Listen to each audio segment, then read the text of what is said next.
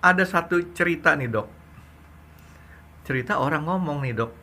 Orang yang nggak pernah ngorok, suatu ketika dia ngorok, terus kemudian nggak lama kemudian meninggal dok. Ya. Sebenarnya apa yang bisa terjadi dengan kondisi kayak gitu dok? Nah, ini ya, kejadian ini terjadi sama ayah saya, Frankie. Hmm. Ayah saya tuh normal. Hmm. Kondisinya dia normal, tensinya normal, apa semua normal, tidak ada kencing manis, tidak ada apa-apa. Sekali waktu nih malam-malam, ya, dia tidur. Pagi-pagi jam 5 saya dihubungi oleh saudara saya udah pindah rumah, udah pisah rumah. Hmm. Dia bilang, "Papa ngorok," katanya. Saya bilang, "Bangunin dong." Dia nggak bangun, saya bilang, "Ini stroke tuh, perdarahan," saya bilang. "Bawa ke rumah sakit." Saya langsung datang, bawa ke rumah sakit. Sampai ke rumah sakit hanya bertahan berapa jam kemudian meninggal. Nah, sekarang sebenarnya apa yang terjadi? Jadi untuk barangkali untuk teman-teman ya, kalau misalnya ada orang itu kejadian ayah saya umur 50-an ya. Hmm.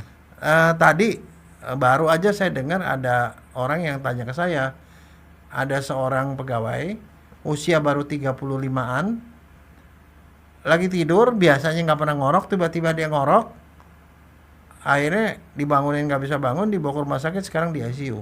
Hmm. Terus dia tanya bagaimana nih kemungkinan dia hidupnya. Nah, apa yang terjadi? Saya bilang langsung itu adalah stroke perdarahan. Jadi begini, kalau seorang yang nggak pernah ngorok tiba-tiba ngoroknya itu kencang, oh gitu kencang gitu, dan apalagi kalau dia nggak bisa dibangunkan, itu adalah tanda bahwa ada perdarahan di dalam otaknya. Otaknya berdarah, dan kita tahu otak ini ya itu rongganya kan tetap dibatasi oleh tulang, jadi nggak bisa lebih gede dari itu. Isinya penuh dengan otak. Nah, kalau ada perdarahan di situ, otaknya kan ketekan. Nah, otak yang ketekan itu akan memicu terjadinya gangguan pada pernapasan. Efeknya adalah ngorok. Jadi kalau ada orang ngorok, nggak pernah ngorok, dia ngorok kencang sekali, lebih kencang sekali dibandingin yang normal ya, itu adalah tanda orang perdarahan otak. Nah, kalau perdarahan otak apa yang bisa dilakukan? Nggak ada tanda-tanda lain, bawa ke rumah sakit.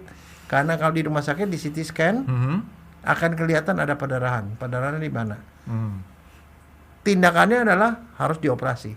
Berarti ini kondisinya sama seperti orang yang hampir meninggal dok. Iya. Yang hampir meninggal itu kan kadang-kadang orang jatuh naik motor. Iya. Jatuh naik motor langsung dia Ngorok. ngorok. Ya itu perdarahan di otaknya Perdarahan berarti. di otak. Perdarahan di otak itu bisa karena trauma, jatuh tadi dari motor, tapi bisa juga karena pembuluh darahnya itu pecah karena darah tinggi. Terus kemudian ada satu cerita lagi pada waktu eksekusi gembong narkoba di Nusa Kambangan katanya. Setelah ditembak dia nggak langsung meninggal dok, ngorok dulu katanya Iya, dok. karena yang ditembak kepalanya. Oh. Kepalanya berdarah. Jadi efek dari adanya tekanan pada otak, tekanannya karena apa ya? Karena darah. Mungkin bisa juga ditembaknya di sini, jatuh, dia ngorok dok ya. Ya. Nah, sekarang kalau ada perdarahan gitu, mutlak dilakukan CT scan atau MRI. Nah, dari CT scan atau MRI ketahuan dia tuh pecahnya di sebelah mana. Tapi ketolong nggak tuh waktu untuk sampai ke CT scan segala macam berapa waktunya Oh, tuh dok? bisa. Itu tergantung cepet apa enggaknya. Yang pecahnya itu pembuluh darah besar apa kecil. Jadi tergantung jumlah perdarahannya.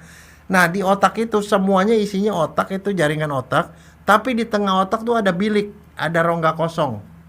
Rongga kosong itu isinya cairan. Cairan otak itu nyambung sampai ke tulang belakang.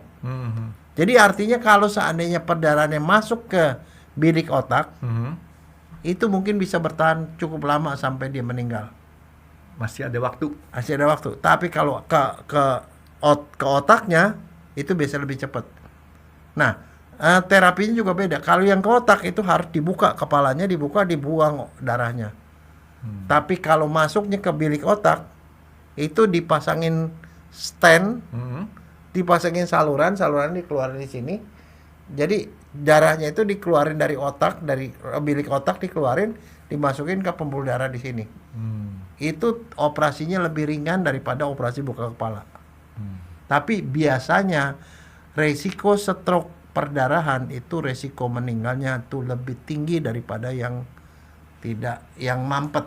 Stroke itu ada stroke mampet, karena pembuluh darahnya mampet, ada yang stroke berdarah. Kalau yang berdarah itu kemungkinan meninggal lebih besar dan harus dilakukan tindakan segera.